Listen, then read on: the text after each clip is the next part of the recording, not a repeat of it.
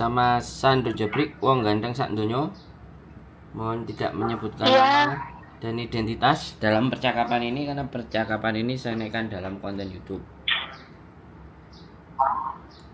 Mas, ya mau nanya nih, kalau misalnya salah kirim uang itu ngeklaimnya gimana ya Mas?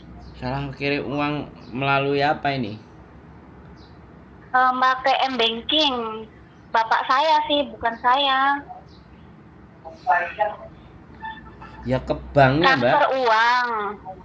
Tapi nggak di ini, nggak di, katanya suruh tunggu sampai sebulan nggak keluar tetap uangnya.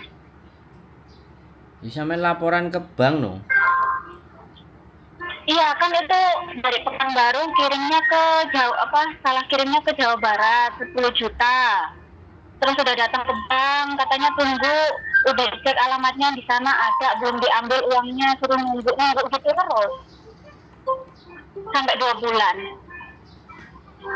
Terus aku gimana, Mbak?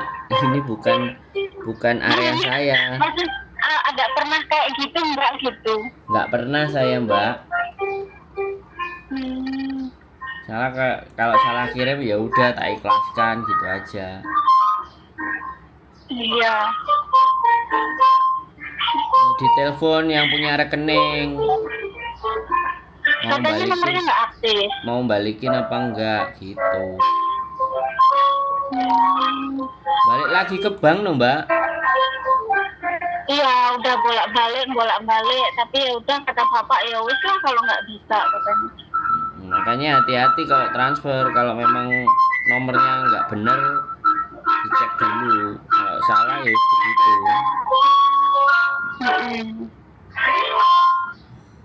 Mas, kalau saya kerja kan 3 tahun kemarin, mau finishnya bulan November 2023 harusnya. Terus karena nenek saya kena itu loh, skizofrenia kayak gitu loh Mas. Schizophrenia, waduh penyakit gila itu. Dia kan udah orangnya baik, anaknya baik, dia kan tiba-tiba mau bunuh saya tengah malam gitu, 2 kali accident. Terus Saya ganti, terus saya udah, kata anaknya kan udah nggak apa-apa katanya, maksudnya aku keluar saat itu telepon polisi juga. Terus aku kan kerja lagi nih, berangkat masuk bulan 6 kalau nggak bulan 7. Nah ini yang dijaga mbahnya ya sama aja, pokoknya nggak kayak gitu, tapi suka nuduh nyuri terus gitu loh. Sampai anaknya kan nggak bisa maksudnya nggak bisa, ya tau lah anaknya, emang mama aku kayak gitu. Terus aku bilang waktu masih kerja baru 2 bulan, tak bilang kayaknya nggak bisa guys, kamu cari yang lain. Terus kata anaknya, udah tak pindah ke rumahku katanya kan. Dipindah ke rumah anaknya, alamatnya juga pindah, jadi neneknya tinggal sendiri, malah jatuh di jalan, keluar jatuh, kecelakaan, operasi, terus di panti jompo, terus sekarang pulang, terus aku lagi yang ngurus. Gitu. Pengennya sabar loh Mas, tapi kok putangel ngomong gitu. ya terus maunya sampean gimana? Kalau saya notice itu hitungannya gimana Mas? Kalau udah bisa lagi apa enggak? Kan setahunnya masih bulan. Aku dulu nggak selesai itu bulan 4. Tahun ini apa tahun kemarin? Tahun kemarin. Terus kalau mau cari lagi itu iya ngono. ya sampean minta surat dari majikan sampean, surat baik. Gitu. Jadi yo pengen sabar loh Mas, mbok dibagi ilmunya sabar. Kenapa? Jadi yo pengen sabar, mbok dibagi-bagi ilmu sabar ngadepi yang kayak gini. Sekarang gini loh Mbak, tingkat kesabaran seseorang itu bukan orang lain yang menentukan tapi sampean sendiri gitu loh. Dalam menjalaninya itu jenenge wong sabar ya ditelateni. Wis ora kepengin ngebreak. Kan gitu tuh ceritane. Iya. Heeh. Ya selama sampean tidak mau dibunuh, nek cuman dituduh mencuri, dituduh ngene lho jenenge Mbah wis pikun terus kita mau gimana? Yes diiyani ae terus kon kudu piye? Aku kon kudu piye? Wah, ya wis. Goleki kono, kalau enggak ya Kan itu yang bikin aku nggak sabar ya kuwi nek ngomong nggak berhenti, mbok 2 jam 3 jam terus gitu loh. Ya kan ditinggal kerja kan beres toh. Tinggal ngerjain. Rumahnya kan kecil, nggak ada kamarnya, nggak ada apa ya di situ-situ lah, kemana aja diikutin. Ya nggak apa-apa, yo memang dia cari apa tempat untuk melampiaskan kekesalannya. Lah sampean dibayar anggap ae wong omah sakmono sing diresiki ya apa jerene sampean ya wis, ya sampean dijeng itu untuk pelampiasan kekesalannya Mbak ae, untuk ngancani Mbak. Aduh. Sampean anggap ae diomeli. Anaknya ya gitu. Diomeli tapi dibayari 10 juta ngono lho, Mbak. Iya ya. Iya, ya nek gak ndablek terus piye lah, ade dadi gendeng lah. Nek dipikir. Tenang. Ya jangan dipikir, ya sudah. Lah aku golek 10 juta perjaanku ngresiki ya ora akeh, turu ya karo iku. Jadi kerjaanku cuman ngrungokno dhek ngomel ngono ae lah. Diomelin tapi dibayar 10 juta. Ngono ae lho. Konsepnya. Konsepnya dibikin tapi begitu. Bagi pengalaman ya Mas ya. Kalau nenekku yang dulu tuh ya baik, anaknya baik. Paling bu kesepian bu apa gitu loh. Nah. Itu tuh ya tiba-tiba kayak gitu. Yuk ngene lho Mbak. Jadi orang tua sel ngene. Sampeyan harus tak ceritain di mana bahwa kehidupan sel di dalam tubuh kita itu yang tidak beregenerasi itu hanya sel otak. Jadi sel otak itu jumlahnya ada hampir sekitar 1 miliar sel. Dan selama perjalanannya hidup, sel otak itu terus berkurang. Jadi tidak ada regenerasi. Otomatis semakin tua kan semakin tek toh. Pikiran warasnya itu ya semakin tek. Apalagi orang Hongkong ini matinya kan lama-lama, nggak kayak orang kita. Nah, jadinya sampean harus benar-benar menyadari bahwa sampean hidup dengan orang-orang yang memang bisa dikatakan nggak tingkat kewarasannya. Ya sampean macak yo gak waras. Nek sampean macak waras yo nelongso, yo peri. Jadi jangan selalu hidup itu dicari kok aku dikei sing gak enak ya. Kok biyen enak saiki gak enak ya. Jenenge urip ya mesti wolak-walik, Mbak. Manusia hidup itu akan banyak enaknya ketika mereka lebih banyak bersyukur dibandingkan mengeluhnya. Prinsipnya udah gitu. Sampeyan mungkin ya cek mending mungkin diomeli. Yang ceritaku kemarin kalau sampeyan dengerin disiram air kencing, kasurnya disiramin terus pakai air kencing, terus marah-marah loh lah iya kan. Coba sampean bandingkan dengan yang kayak gitu, betapa bersyukurnya sampean kalau cuman masih diomelin. Pertanyaan saya sekarang gini, yang milih mbah itu ya siapa kan?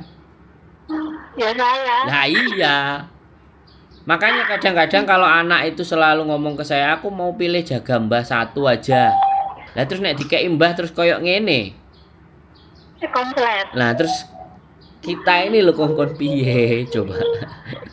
Wong sing milih sampean milih ya ora karo aku, ya kan?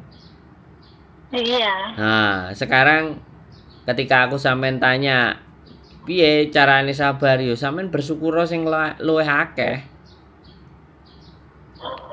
Terus sampean juga berpikir, jadi otak kita itu kita meslekkan, yang sebenarnya lurus kita meslekkan gini loh. Dan ya aku nang Indonesia nyambut gawe apa gaji 10 juta. Nah, enggak eneng. Nah, begitu di sini cuman diomeli karo wong tuwek cair 10 juta. Piye, Jal? Ayo pilih ndi gitu loh. Nek pilih gak nek kerjaan ora diseneni ya wis, mantuk kan gitu tuh ceritanya. Ya iya. Nah, karo di umi-umi lambene lah, entah istighfar lah, sholawat lah, entah apa sing sampean iso sebul bumbunane ta.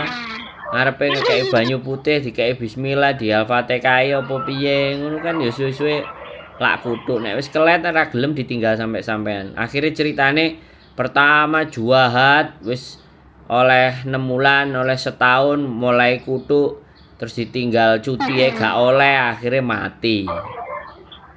Lah begitu mati ganti mbah liyane langsung sak wulan 2 wulan cuklek. Goro-goro mbahe nyengit lah. Terus piye nek cerita-cerita koyo ngene iku? Aku jadi wong kudu piye? Semangat ngono. Nah, iya nang Indonesia riwa-riwi kelan-kelan karo bojo ora oleh 10 juta. Ya nek ndek bojo tapi nek nang kene ora duwe. Lah, apa meneh ra duwe. Kluntang-kluntung nang omah. Anake njaluki dhuwit terus. Ra nyambut gawe, apa ora tambah mumet ndase? Lah. Kok sampai ini Tapi kalau nenekku sing biyen gitu, nggak tanda-tanda, nggak apa ya gitu, langsung nusuk gitu tengah malam ke kamar gitu. makanya kalau jaga orang tua yang seperti itu, tingkat kewaspadaannya harus ekstra. Dan sampean harus benar-benar kalau memang merasa diri sampean terancam ya telepon polisi. Jadi nanti biar aku nggak telepon, tapi aku ngomong sama anaknya, kata anaknya nggak apa-apa kalau kamu mau cepet pergi, kalau nggak nunggu gantimu gitu. Nah aku nunggu, ya udah nunggu karena kasihan kan harus mau 2 kontra apa juga. Duh. Dan malah kejadian lagi, terus aku telepon polisi sama anaknya, udah nggak apa-apa, terus dimasukin rumah sakit mbahku. Iya, harus telepon polisi. Udah bahaya itu nggak bisa. Aku telepon polisi itu. Sampean telepon polisi, nyawaku terancam ini. Anaknya gak bisa berbuat apa-apa. Cepet telepon polisi, cepet telepon aku ke sana katanya gitu. Ya terus naik polisinya. Iya, ya apapun ceritanya. Nek sekarang cuman ngomel-ngomel. Ya gak apa-apa kalau cuman ngomel-ngomel. Ya sampean headsetnya disumpel nang kuping lho ndrongokno kontenku. Jadi ini ben Iya, aku ya ini ngrungokne sing disiram air kencing itu kasurnya. Nah, ya kan? Sampean yo dengerin ngono lho. Ya iya. Masuk kita minta doa Gus Kautsar. Nah ya enggak lah. Sing gak sido pengajian nang Hongkong. Sendiri dulu. Ya kadang jangan. Kok ya enek-enek ceritane. Aku piye kon sabar. Waduh lah nek takoke nang aku ya. Takok karo Gus Kautsar dhisik. Ya kudune nek wis cerita ngene wis sego. Mari ngono sesuk pegel kan ya dibalekne pikirane. Bolak-balik. Cuman pingin ada yang dengerin, boleh. Makanya kalau libur main. Makan lodeh. Cek jane orang tuh cuma di Yunlong sini. Lah makanya kan deket Yunlong. Main ke sini, refresh, mendengarkan penderitaan mbak-mbak yang lain yang datang ke sini. Terus akhirnya oh iya ya. Aku lo cuman diomeli tok. Gajian 10 juta. Resik ya biasa. Apalagi anaknya lo selalu membantu. Kalau ini, tapi kan aku berpikirnya ini lah, aku di geng itu kan bantu, masa arek ngadu sembarang ngadu kan aku berpikirnya ngono. Ya iya ya nggak usah ngadu, yang diadukan yang bahaya saja. Kalau nggak bahaya ya udah, ya pokoknya telinganya disumpel lah. Dia mau ngomong apa aja nggak sampai masuk telinga kiri keluar kanan, nggak sampai masuk udah keluar lagi gitu loh. Mental. Iya, ya disesuaikan dengan situasi dan kondisi bahwa sampean masih akeh butuhe.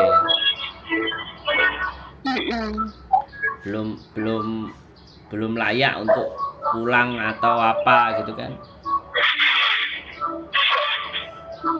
Ya oke, makasih ya Mas ya. Siap. Terus belum ngrungokne. Loh, kerjaan saya memang dengerin kayak gini, Mbak. Oh. Dengerin Oke, di-upload. makasih. Selamat siang. Sehat selalu, semangat. Tuhan berkati. Semangat, semangat. Amin. God bless you. Yo, bye-bye. God bless you too. Bye-bye.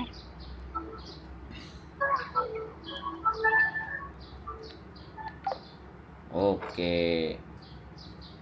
Jadi banyak sekali ya keluh kesah teman-teman kita yang menjaga Mbah dengan kelakuan dan model yang nggak jelas, model yang semakin tidak karu-karuan. Ya begitulah namanya juga orang tua, daya nalar dan daya pikirnya juga sudah tidak pepek, nggak jangkep, nggak komplit, nggak lengkap. Tapi bagaimanapun selama masih ngerasa butuh ya sudah, mainkan itu semua perasaan hati, kuatkan segalanya untuk tujuan satu hal, memenuhi kebutuhan dan kehidupan yang lebih baik buat keluarga.